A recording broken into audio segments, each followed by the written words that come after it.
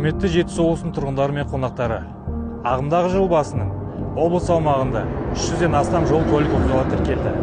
Осыған орай облыс полиция департаменті қызметкерлерімен республикалық маңызы бар Алматы-Өскемен автомобиль жолының 129 шақырымда уақытша бекет құрылды.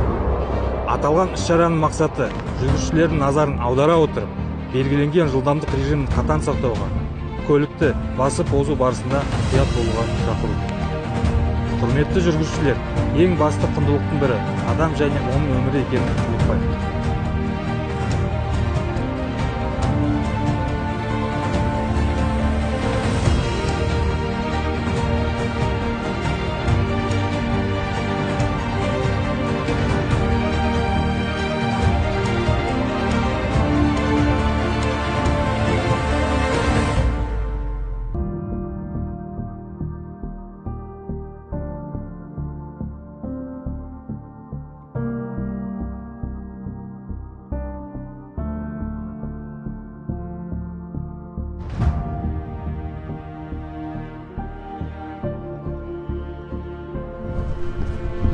Барлық полиция патрульный таман ассалаумағалейкум, қалдыңыздар, жолдарыңыз болсын.